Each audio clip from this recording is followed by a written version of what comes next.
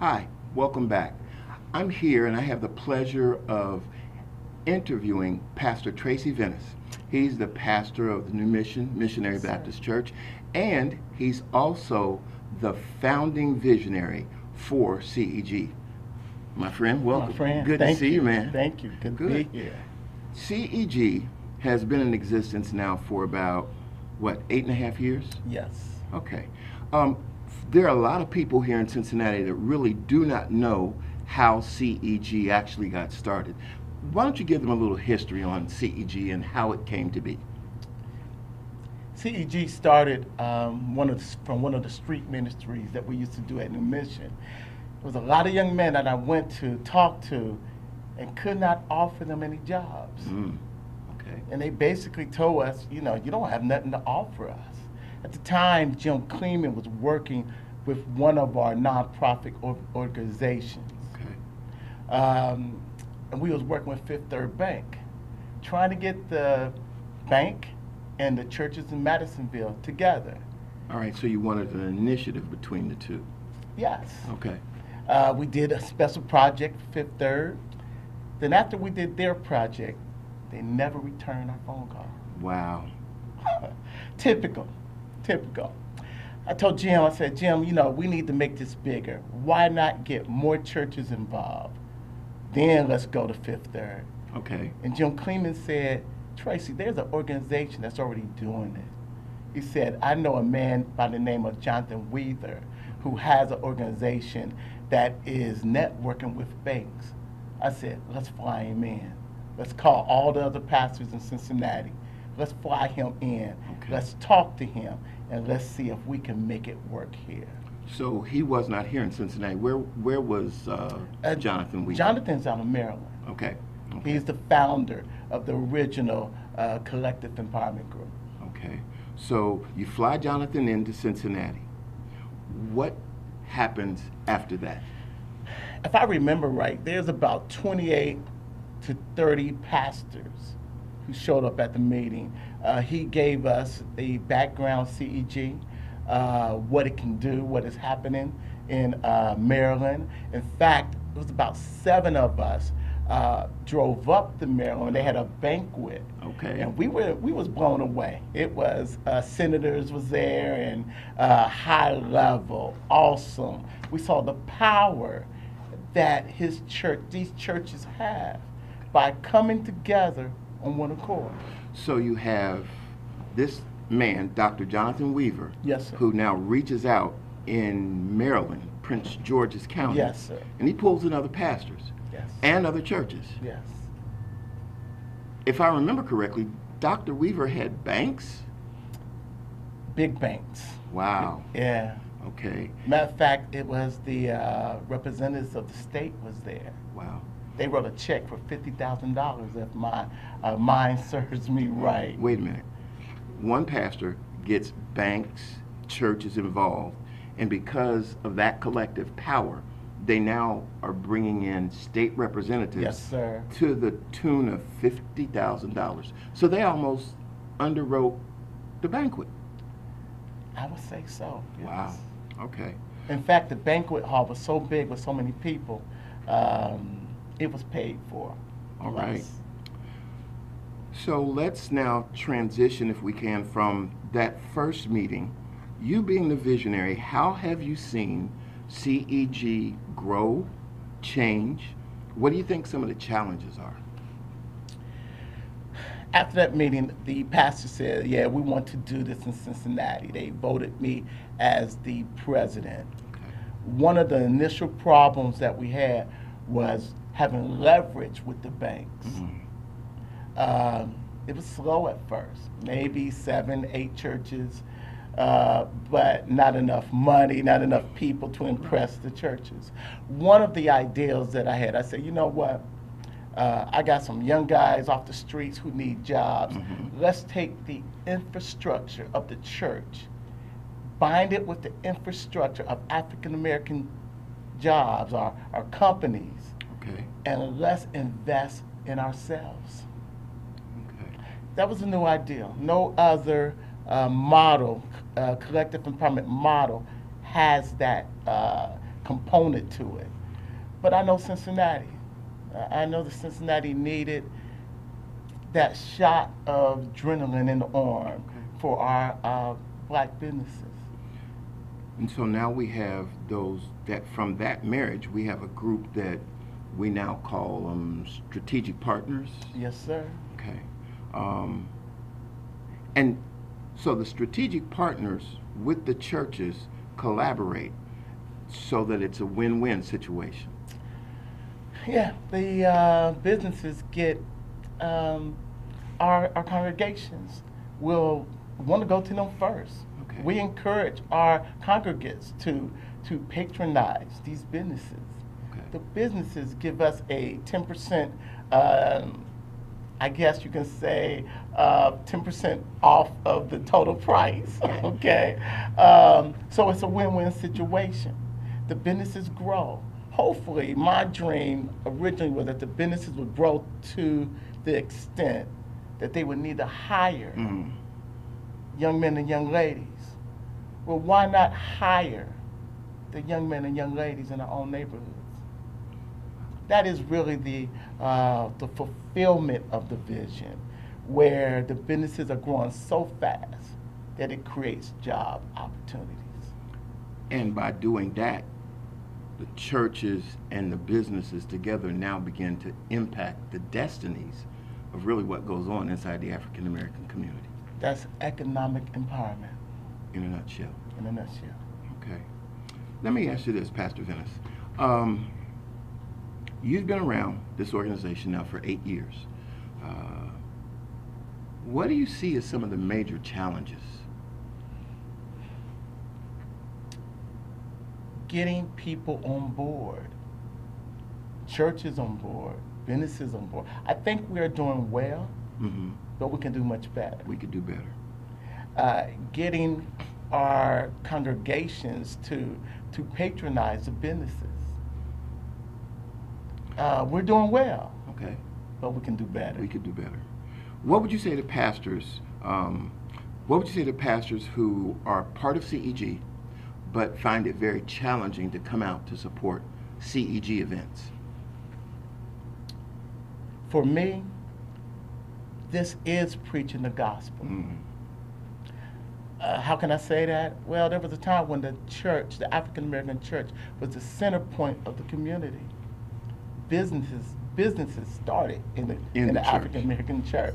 Everything started in the African American church. At some point, I guess, when we became metro and we started moving about and can go everywhere, the church lost its credibility and its influence. The need is still there.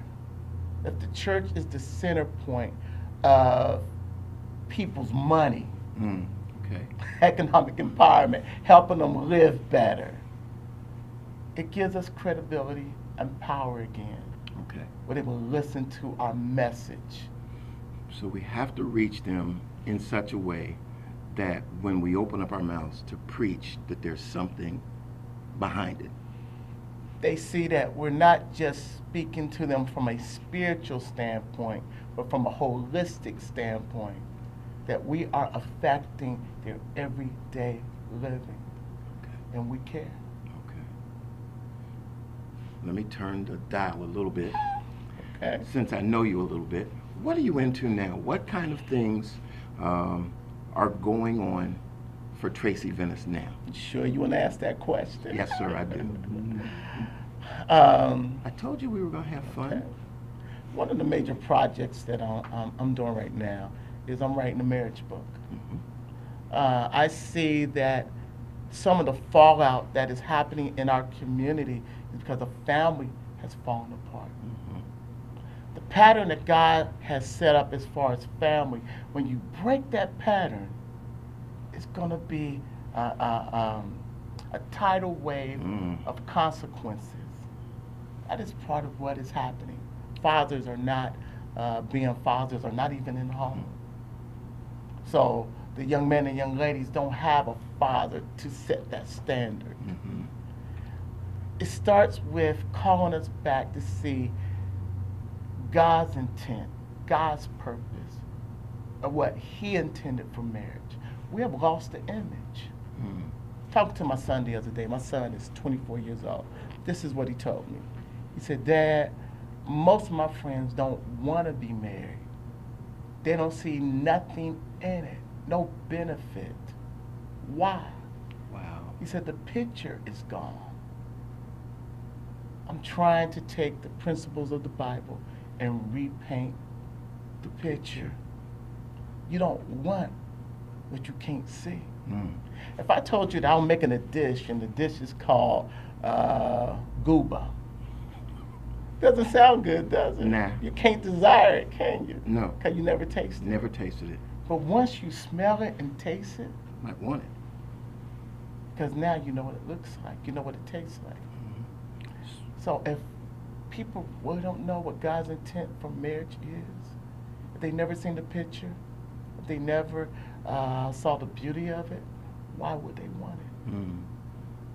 So the book is trying to create the desire again. Okay. So pray for me. All right. Will do. One last question. Yes, sir. What's your favorite Bible verse? Wow. I don't know if I have a favorite Bible verse. But let's go back to the reason of the book. In the last book of the Old Testament, the last chapter of the last book, the last verse, Malachi says, unless I turn the fathers' hearts back to the children, Back. and the children's hearts back to the fathers, I'm going to have to come and curse the earth. The earth. That is a prophetic vision of Malachi, looking into the future. I believe looking into our day, and it's talking about the breakdown of the family, and where the children are not being raised, not being fathered, not being covered. And there's such a consequence that God says, unless I turn that tide, I have no other choice but to send a curse. But I think that God is sending a wave of people that is going to mentor young men and show them how to be men, mentor young ladies and show them how to be ladies, show them that they have value, show them that they are of worth and have significance, to call them the marriage back to what he intended. I believe that God is about ready to make a move. So return to the original intent. Return to the original intent, God's intent. Right. He's the architect, the author, the architect, the creator. He knows what he intended, and he knows the blessings that are in it if we just follow the blueprint. There's a blueprint. When you follow the divine design, you get the divine blessings. You're a pretty smart man. I get to hang out with you. Cincinnati, you've just heard from my dear friend, but also a visionary and a pastor, Pastor Tracy Venice, founding visionary and former president of the Collective Empowerment Group. My friend, God bless you. Thank you, man. Thank you for this time. Thank you. All right. All right.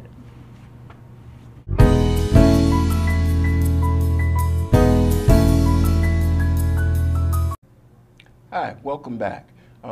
Today, I have the pleasure of interviewing and speaking with Pastor Casey Smith. He is the pastor of Corinthian Baptist Church. It's located in Avondale. Pastor Smith, bless you, man. It's good to see you. Good to see you as well, bro.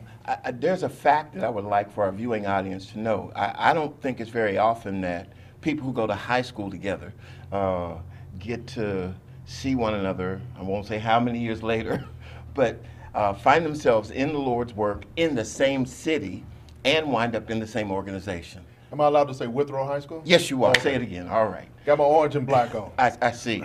I was embarrassed. But I'm glad you're here. Listen, got a question for you.